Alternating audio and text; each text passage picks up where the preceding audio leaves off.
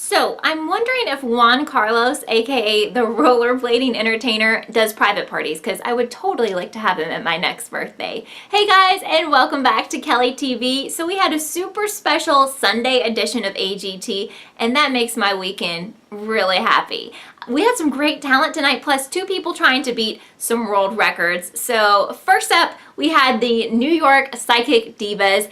And guess what? They could not predict the future. In fact, they thought that they would go on to the next round and, yeah, they were wrong. They were saying stuff that was common knowledge, like that Howie could, or does not like to be around germs, and we all know that. So it was a big thumbs down from the judges. Up next in the supernatural theme was Mike Super, yep, that's his real name, and he is a mystifier, which he said was more than a magician, and he brought along a little friend, his demon, Desmond. Yeah, that's what he said, and Desmond wanted to play some tricks on Heidi. So Heidi came up and she was holding this glass pitcher, and for a while the act was seriously going nowhere, but then Desmond made the glass pitcher break into a million pieces, and the judges were amazed. So Mike, yeah, you were pretty cool. So we had our first guy trying to break a Guinness Book of World Record, and this was Professor Splash, aka Darren. He was going to attempt to shallow dive into a pool that was set on fire. This was an outside event. Lots of people watching this one, and something kind of went wrong when he jumped because he was supposed to land on his stomach, and he ended up having to do a flip and landed on his back. He said he had to do this to save his life, but guess what? He broke that world record. Will he win the $1 million? Not a chance, but it was still a really cool act to throw into the auditions. Up next, we had a danger act. That's what they called themselves, husband and wife team Vallo and Bobby. And I really am not sure what to call this talent other than pretty awesome. So the guy was like balancing his wife on some kind of metal contraption that was spinning around, and all of this was balanced on his head. Like, how did he freaking support all that weight? Totally crazy. The judges thought it was amazing. I thought it was amazing. I thought it was one of the best acts of the night. I would pay to see that show in Vegas, wouldn't you? Yeah, you guys were awesome. My absolute favorite, and this was tough because there was someone else coming up who I really liked, but my absolute favorite of the night goes to Mara Justine, only 11. She comes out there, a humble little girl, and she belts out, and I am telling you, and she sounds like she's 45, and that's a good thing because she was amazing. The judges loved her. I'm telling you guys, this girl is going to go far on AGT.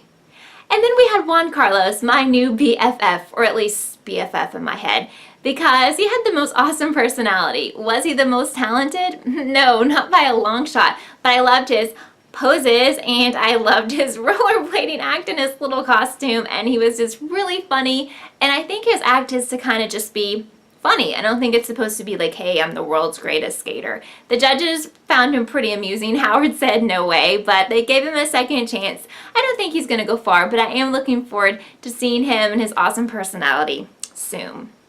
Nina, the contortionist, she was really, really, really good, and she was also beautiful. And they said that, like, I think Howard said she was the best contortionist they had seen so far from all the auditions and all the seasons that he's been on. So I thought she was really good, and I think that we're going to see more of Nina soon.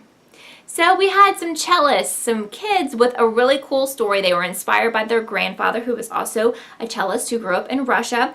And this was Emo and Darel. And they came out there, and we were thinking, most of us were thinking they were going to play some classical music, yet they surprised us all by playing Jimi Hendrix. They were really, really good. Now, when I was talking in the Beamly chat room, Beamly is a really cool app where you can talk about your favorite shows live while they're on. Some people pointed out that there's another group that does this exact same thing with cellos. So that kind of made me think, well, they're not as cool as I thought, because maybe they got the idea from them. If you know anything about this, you can leave me some information in the comments down below. But I did think the two boys were really talented, but if they're doing something that's been around for a while and they've kind of taken that idea, I'm not as excited about them, but still, I will give them credit for their talent.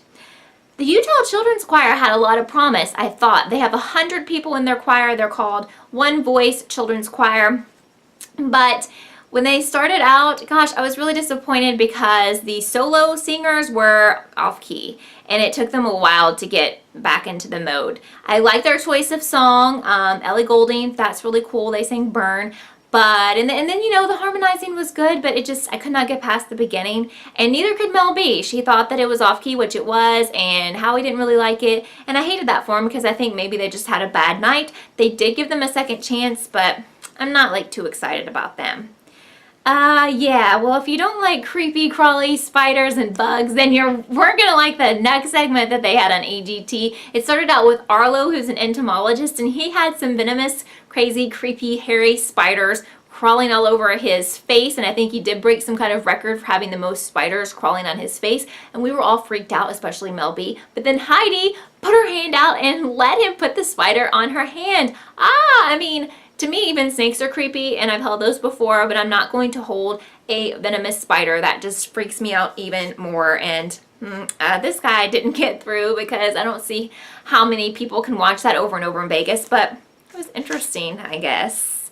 Then we had cute little Grinning, who is really young. I think he was, I don't know how old, 6 or 7, but he was a knife thrower and he was throwing knives at his dad, which made it really cool. I kind of get bored with the knife throwing skits, but where this kid was so young, I think they said he was the youngest kid on AGT, it made it more interesting, and he did a lot of really difficult looking tricks, and he said he's going to throw them at his sister next time around, so let's see if that happens.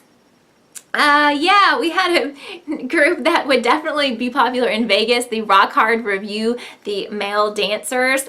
Mel was a big fan of this, and Heidi was a big fan. I thought it was kind of okay. It's kind of campy, you know. And they kind of were out of sync, I think, is what some of the judges were saying, but they were okay. The best part of the whole skit was when Howie got up there, took off his shirt, and started dancing with the guys. I think Howie was the hottest guy out of all of them. No, I really don't. I really don't. But anyway, yeah, they were just okay. So it was time for our second attempt at a world record. This one comes from Aaron, who is the human spring. His was really cool. I actually found this cooler than the first world record breaker. And Aaron was going to attempt to jump over 3 moving cars in a certain amount of time to break the Guinness record.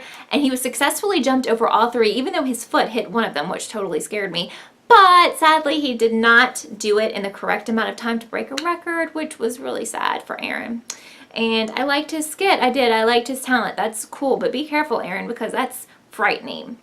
So we closed the night with my second favorite act of the night, and it was tough. I still like Mara a little bit better, but Frank was awesome, and he had an amazing story where he's 74 now, but he's never really tried to make it big in singing because he has an issue with stuttering and he didn't have a lot of confidence. So he finally has decided to take the plunge and try out for AGT, and he was awesome. He had a classic like Frank Sinatra, Dean Martin kind of sound, and I like him and I loved his personality. He was very humble, which is always important, and I hope he makes it far, and I think he will because everyone was really impressed with him. So if you didn't join me tonight in Beamly, I'm going to be back there Tuesday. So join me because it's free and it's so much fun to talk to other people about your show while it's on, and we review all the acts, the good and the bad. So I hope you enjoyed this episode of Kellie TV, and I'll see you again soon.